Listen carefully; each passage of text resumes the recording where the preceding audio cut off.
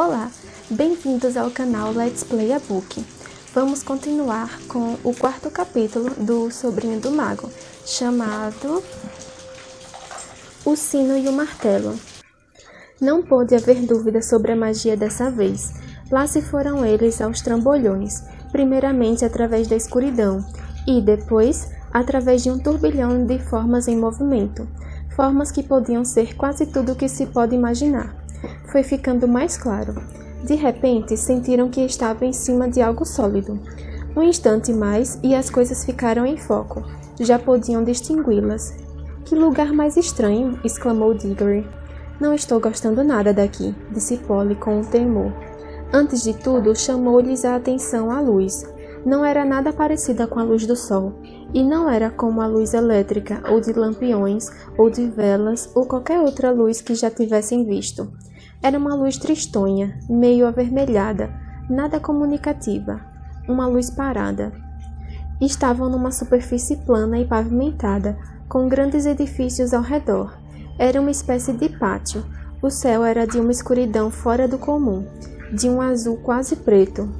Que clima mais engraçado, disse Diggory. Será que chegamos na horinha de uma tempestade? Ou de um eclipse? Não estou gostando nem um pouquinho, repetiu Polly. Estavam cochichando, mesmo sem saber porquê, e continuavam de mãos dadas, também sem saber o motivo. As paredes ao redor do pátio eram muito altas, com janelões sem vidraças. Arcos sobre colunas abriam bocas escuras como túneis de estradas de ferro. Fazia um friozinho. A pedra das construções parecia vermelha, mas devia ser o reflexo da luz esquisita. Evidentemente era um lugar muito antigo. Muitas das pedras que pavimentavam o pátio estavam rachadas, e nenhuma delas se ajustava bem à outra. Um dos pórticos em arco estava atulhado de destroços. As crianças deram várias voltas, examinando os recantos do pátio. Tinham medo de que alguém ou alguma coisa as espreitasse enquanto estivessem de costas. Acha que existe alguém aqui?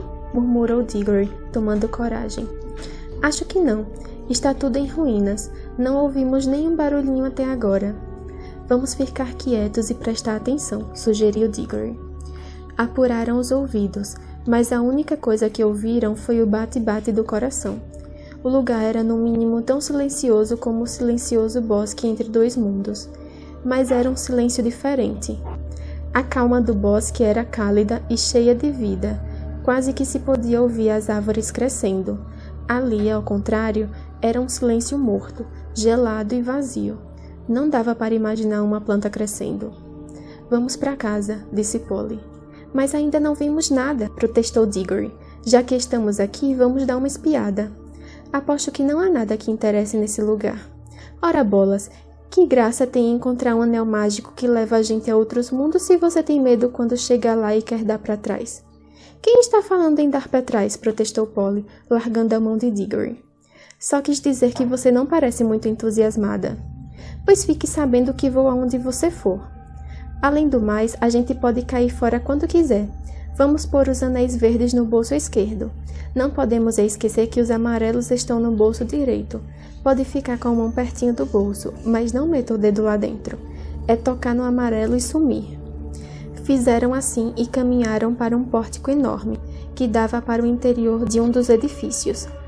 Quando chegaram perto, viram que lá dentro não era tão escuro quanto tinham pensado. A vasta sala, apenumbrada, estava vazia, mas no lado mais distante erguia-se uma fileira de colunas com arcos interligados. Dos arcos jorrava a mesma luz fatigante. Atravessaram o salão com muito cuidado, temendo encontrar no chão um buraco ou coisa pior. Quando afinal chegaram ao outro lado, cruzaram os arcos e se viram em outro pátio ainda maior. Aquilo ali não parece muito seguro, disse Polly, apontando para um lugar onde a parede fazia uma barriga, como se estivesse pronta para desabar no pátio. Em certo ponto faltava uma coluna entre dois arcos. Era evidente que o lugar estava abandonado há centenas, talvez milhares de anos. Se aguentou até agora, acho que aguenta mais um pouco, disse Diggory. Mas o jeito é não fazer barulho. Você sabe que um barulhinho pode causar um desabamento, como as avalanches de neve nos Alpes. Passaram do pátio a outro pórtico, de lá uma escadaria, desta uma fileira de salões, uns depois dos outros, até que se sentiram tontos, tão vastas eram as dimensões de tudo. Estavam sempre imaginando que iriam encontrar ar livre, na esperança de ver, afinal, que espécie de região circundava o enorme palácio. Mas só encontravam pátio depois de pátio. Devia ter sido uma beleza de lugar quando as pessoas ali viviam. Num dos pátios havia um chafariz, com um grande monstro de pedra de asas abertas e boca escancarada. Embaixo, a larga bacia de pedra, que em outros tempos devia parar a água, estava mais seca do que um osso ao sol. Em outros lugares restavam galhos secos de uma espécie de trepadeira, que se enroscara pelas colunas e chegara a derrubar algumas. Mas as trepadeiras estavam mortas há muito tempo. Não viram formigas, nem aranhas, nem nenhuma dessas criaturinhas que costumam viver nas ruínas, e entre as fendas das lajes partidas, nada de capim nem musgo. Era tudo tão lúgubre e monótono que também Diggory começou a pensar que talvez fosse melhor colocar o anel amarelo e partir de volta para a verde e cálida floresta do lugar intermediário. Foi quando chegaram a uma enorme porta de folhas duplas, feita de um metal que poderia ser ouro. Entreaberta era um convite a uma olhadela. Os dois olharam e recuaram para tomar fôlego, pois ali finalmente havia algo digno de ser visto. Por um instante, acharam que o salão estivesse cheio de gente, centenas de pessoas, todas sentadas e impecavelmente imóveis. Diggory e Polly também ficaram impecavelmente imóveis por um bom tempo, de olhos fixos lá dentro. Por fim, chegaram à conclusão de que as criaturas que estavam contemplando não eram reais. Não passava entre elas o menor sopro de vida. Pareciam estátuas de cera, as mais perfeitas que já existiram. Dessa vez, Polly tomou a dianteira.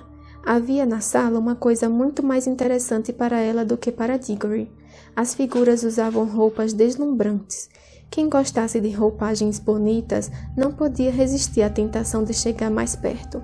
E o resplendor daquelas cores tornava a sala não propriamente animada ou animadora, mas de certo modo suntuosa e majestosa, depois do vazio e do pó das outras salas.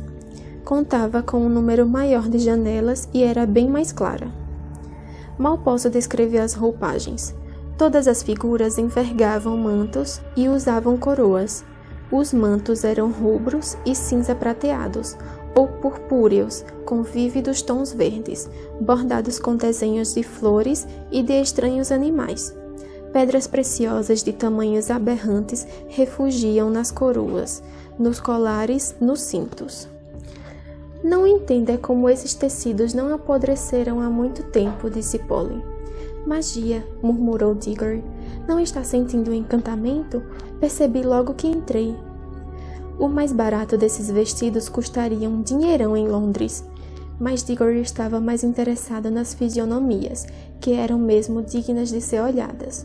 As figuras estavam sentadas em cadeiras de pedra, nos dois lados da sala, deixando livre o espaço do meio. Parece boa gente, falou Diggory. Polly assentiu com a cabeça. As feições eram simpáticas. Homens e mulheres pareciam bondosos e inteligentes. Deviam descender de uma raça bonita. Mas à medida que as crianças deram alguns passos na sala, aproximaram-se de faces bem diferentes, rostos solenes. Para falar com aquelas figuras seria indispensável caprichar na gramática. Quando avançaram um pouco mais, encontraram-se diante de faces das quais não gostaram nada. Eram rostos de expressões forte e orgulhosa, porém cruéis. Mais adiante, as feições pareciam ainda mais perversas. Um pouquinho mais e depararam com expressões mais terríveis ainda, e nem um pouco felizes. Rostos quase desesperados, como se as pessoas às quais pertencessem tivessem cometido, e também sofrido, coisas pavorosas. A última figura era a mais interessante, uma mulher muito alta. De fato, todas as figuras do salão eram mais altas do que as pessoas do nosso mundo, vestida mais ricamente do que as outras, e com um olhar tão aterrador e soberbo que quase tirava o fôlego. Apesar disso, era bela. Muitos anos depois, já velho, Diggory chegou a dizer que nunca vira mulher mais bela em toda a sua vida. É preciso dizer, no entanto, que Polly, por sua vez, sempre afirmou não ter visto nela nada de especialmente bonito. Depois da mulher, havia uma porção de cadeiras vazias, como se o salão tivesse sido projetado para um número bem maior de imagens. Daria um doce para saber a história que está por trás disso, falou Diggory. Vamos dar uma espiada naquela coisa no meio da sala. A coisa não era propriamente uma mesa. Era uma coluna quadrada com 1 metro de altura. Em cima ficava um pequeno arco dourado do qual pendia um pequeno sino de ouro. Ao lado encontrava-se um martelinho de ouro. Estou pensando, disse Diggory. Acho que tem alguma coisa escrita aqui, interrompeu Polly, agachando-se e olhando para um canto da coluna. Puxa, é mesmo, mas a gente não sabe ler a língua deles. Será que não? Tenho minhas dúvidas. Ambos olharam com todos os olhos. Eram de fato estranhos os caracteres sulcados na pedra, mas então o inesperado aconteceu. Embora o talhe dos caracteres não se alterasse, os dois perceberam que aos poucos, à medida que olhavam, iam tornando-se capazes de entendê-los. O encantamento começava a agir. Logo já sabiam o que estava escrito na coluna. O estilo devia ser melhor, mas o sentido dos dizeres era o seguinte: ousado aventureiro, decida de uma vez, faça o sino vibrar e aguarde o perigo, ou acabe louco de tanto pensar. Se eu tivesse tocado, o que teria acontecido? Eu é que não entro nessa, disse Polly. Não quero ver perigo nenhum. Não adianta, Polly. Não está vendo que agora é tarde demais? Já caímos na coisa. A gente não vai passar a vida pensando o que teria acontecido se tivesse tocado o sino. Eu é que não quero ficar louco, pensando a vida inteira nisso. Eu não. Não seja tão bobo. Que interesse pode ter o que teria acontecido? Quem chegou até esse ponto não tem mais saída. Ou toca o sino ou fica maluco. É este o encantamento, você não entende? Já estou ficando empolgado, encantado. Não estou sentindo nada, disse Polly meio zangada. E nem acredito na sua empolgação. É fita sua. É porque você é mulher. Mulher só quer saber de intriga e de fofoca sobre namoros. Você ficou igualzinho a seu tio dizendo isso. Por que está fugindo do assunto? Estávamos falando sobre... Você está falando igualzinho a um homem, disse Polly num tom de gente adulta, e acrescentou vivamente no seu próprio tom. E não vá dizer que eu também falo como uma mulher. Não vá bancar relógio de repetição. Nunca me passaria pela cabeça chamar de mulher uma garotinha como você, disse Diggory com arrogância. Ah, quer dizer que eu sou uma garotinha. Polly agora estava mesmo furiosa, pois já não precisa se incomodar em acompanhar uma garotinha. Chega! Estou cheia desse lugar, e estou farta de você também. Seu bestalhão, seu teimoso, burro! Nada disso! Gritou Diggory, num tom ainda mais rude do que pretendia, pois acabara de ver Polly enfiando a mão no bolso para agarrar o anel amarelo. De maneira nenhuma vou desculpar o que ele fez em seguida. Só posso dizer que Diggory se arrependeu muito depois. Antes que a mão de Polly chegasse ao bolso, ele agarrou-lhe o pulso, dando-lhe uma torcida. Defendendo-se da outra mão da menina com o cotovelo, pegou o martelinho e deu no sino de ouro uma bonita martelada. Depois soltou a pobre Polly, e ficaram um olhando para o outro, respirando com dificuldade. Polly já começava a chorar, não de medo, nem mesmo de dor, mas de pura e forte raiva. Dentro de 2 segundos, no entanto, os acontecimentos iam varrer de seus corações quaisquer ressentimentos. Logo ao ser golpeado, o sino dera uma nota, a doce nota que se podia esperar de um sino de ouro.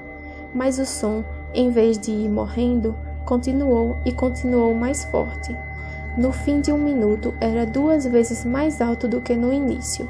Daí a pouco, estava tão alto que eles, se, em vez de permanecerem de boca aberta, tivessem falado alguma coisa, não poderiam conversar. E o som foi ficando mais forte, sempre a mesma nota, ao mesmo tempo suave e terrível. Por fim, todo o ar contido no salão vibrava com o som, e podiam perceber que as pedras tremiam sob seus pés.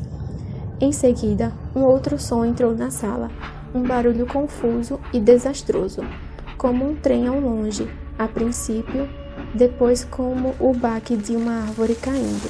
Finalmente, com estardalhaço, uma boa parte do teto despencou no fim do salão.